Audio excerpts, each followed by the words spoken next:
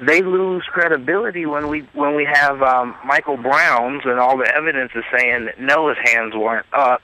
And then we got athletes and right. Do you remember what position I took on the Eric Garner case, the Staten Island case? Did you hear that show? Oh, you said that man was murdered, and then you also said that Mike Brown, when it came down to it, all of the witnesses and witnesses aside, the physical evidence suggested that he attacked the officer. Right. In other words, I didn't make it a racial case. One was a thug who tried to disarm the cop after beating up an Indian shopkeeper, and he got into a scuffle and he got killed.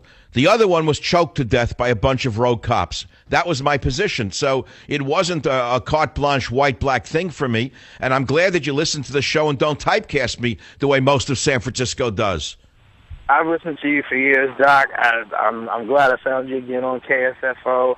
And like I said, man, it saddens me beyond belief. Like I said, I wonder what the climate is like today to be a black man, young, who's doing it the right way. Has the country changed under Obama for you?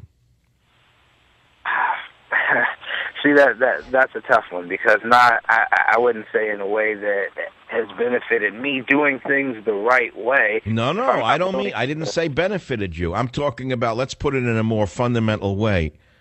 Do you feel that white people look at you differently since Obama became president? That's a great question. I hadn't even really consideed that. I'm sorry. I'm sorry to be so socially nosy. Pardon me. Let me ask you something. Did I once run into you and another friend of yours in a bar over there in the Triangle area of San Francisco, one of the bars in the Royal Exchange or one of those places about 5 years ago? No, I remember once I was in one of those bars. I don't even go there anymore, frankly. And there were two young African-American guys in their 30s, well-dressed. Obviously, they were business guys.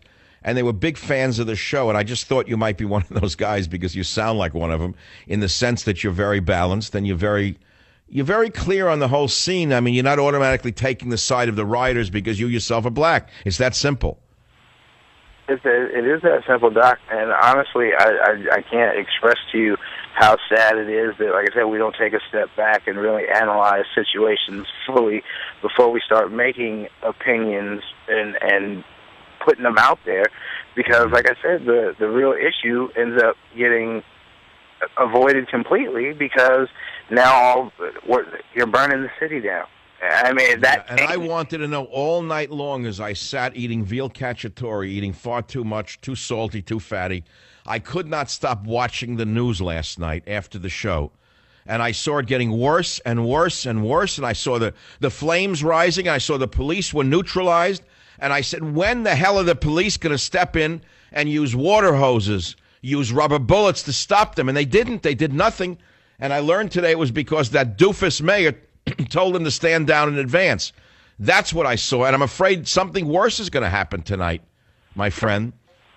You're absolutely right, Doc, for the simple fact it's always overreactions. We tell them, the police are told not to do anything, and then a situation that they don't do anything in a situation that warrants it, and then one that may not necessarily warrant so much force, they end up going overboard because they've been handcuffed. I mean, and I'm sorry, if it was me and I put that uniform on every day, white, black, or whatever it is, I'm going home to my family at the end of the day.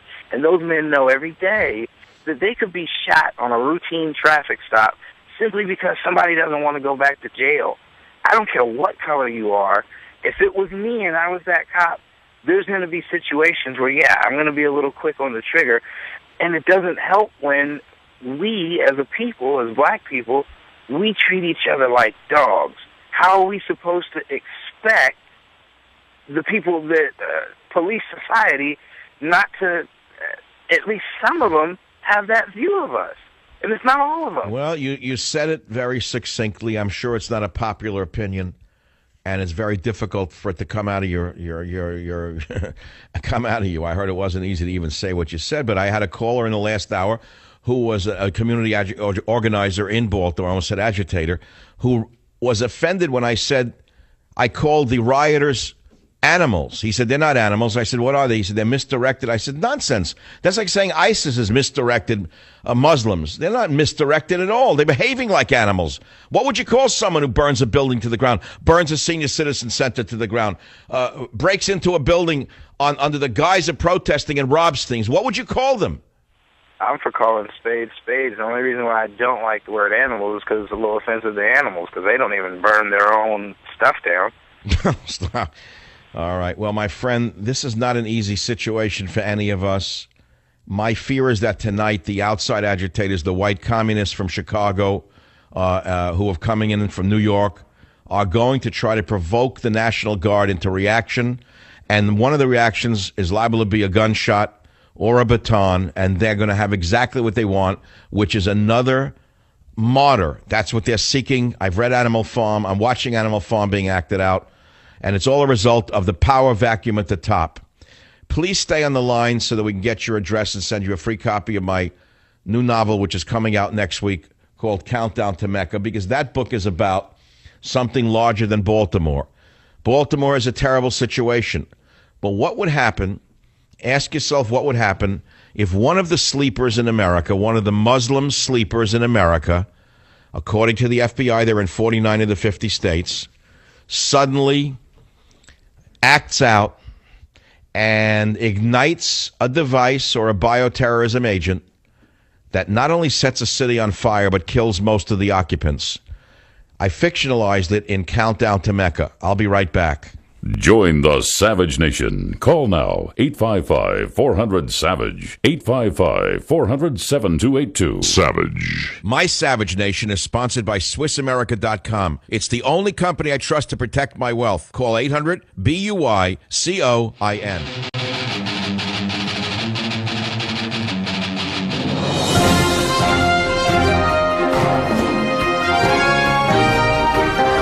We have breaking news on the Savage Nation. As I predicted in the last hour, I predicted more violence in Baltimore. Well, an exclusive report just released to Fox News from a data mining firm. They're reporting a spike in message traffic in Washington, D.C., Philadelphia, and New York City, with outside agitators trying to get rides to Baltimore for tonight. Let me repeat that. Outside agitators are crossing state lines from Washington, D.C., Philadelphia, New York City, and other points, trying to get rides into Baltimore to stir up trouble. They are violating federal law. They are violating the Federal Anti-Riot Act. And if the president was not a liar, he would have them arrested before they crossed into Baltimore, because they're coming into Baltimore simply to agitate the youth into more burning and looting.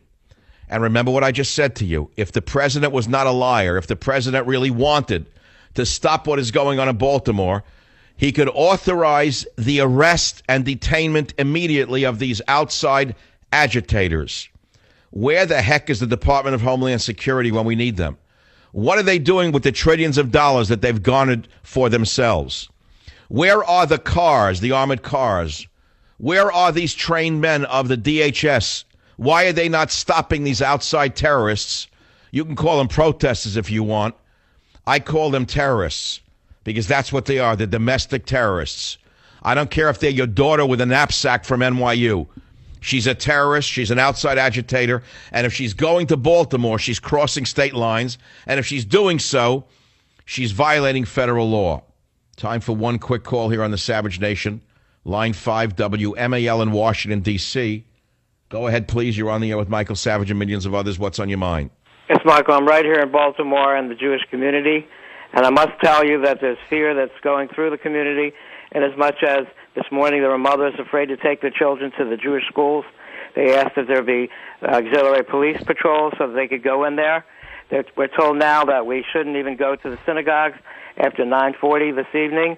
They've already been up here in northwest Baltimore, and they've broken windows. They've done looting in a shopping center here, and so people are afraid. Well, you're saying that they've come out of Baltimore and gone into the suburbs, the rioters? No, it's Baltimore City. The biggest part of the Jewish community is in Baltimore City. And there's a fellow by the name of Malik Shabazz, who is a big racist, anti-white... Oh, he's a Jew hater, right? He's the head of the new Black Panther Party. He spews racial hatred unlike any I've ever seen in modern American history. And he brought his goon squad up to your community yesterday, Malik Shabazz? I don't know that he's come up here yet, but they say that they've been here already, and they're planning on coming up again. My point is this, when you say that... So why don't you ask the mayor of Baltimore to provide you with police protection? Exactly what I'm getting to. When you say the police were told to stand down, the mayor of Baltimore said it, it's to teach us, the Jewish people, that we know that there's no one we can rely on, there's no rescuing except if it comes from heaven. That God is doing everything here to bring us together to know that... Yeah, well, right now, let me tell you something. You better learn from the Israelis, which is to have an Uzi in one hand and a Bible in the other. No one could save us, even with those things. Well, God didn't save the Jews when he was throwing the children, or the Germans were throwing the children into the ovens. Okay, we don't know why. It was the American troops and the Russian troops who saved the few remaining Jews. It wasn't God. No. I don't want to hear any more about God saving. He didn't save 6 million. You know, I mean, it's enough already with God's going to save you. He didn't save him so fast. Anyway, I wish you luck tonight. I can't help you with it. As someone wrote a number of years ago, every Jew at 22, that might be an answer. I don't know who it was. It was an interesting use of a phrase.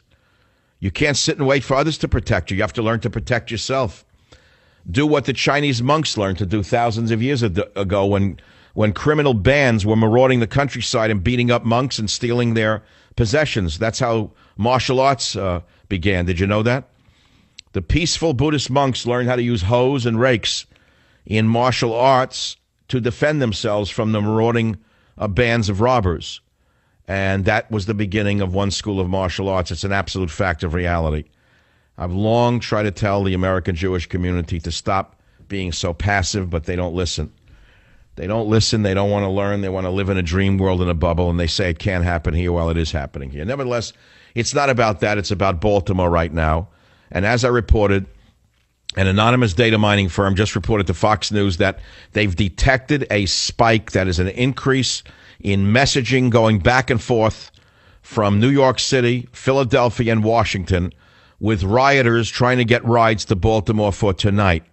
And so as the curtain falls on the day, expect to see provocations of the National Guard. As I said to you earlier, they want nothing more than a new martyr or martyrs. They're going to try to provoke the National Guard into reactions or the state police so they can then claim that the police are all violent and all racist, and they need to be controlled by Barack Hussein Obama and Al Sharpton, who are one and the same as far as I'm concerned. They're both faces of the same exact mindset. It doesn't matter whether they're different and from different mothers. They are one and the same. It's just that in Obama, they finally found a street agitator who was smooth enough to become president. His policies are no different than that of the Freddy's Fashion Mart maven, Al Sharpton. Outside agitators arriving on the scene, violating federal anti-riot laws. If we had a legitimate federal government, the outside agitators from NYU, Columbia, and other denizens of America hatred would be arrested on site by the Department of Homeland Security. This is Michael Savage saying, keep your eyes open and your heart wide.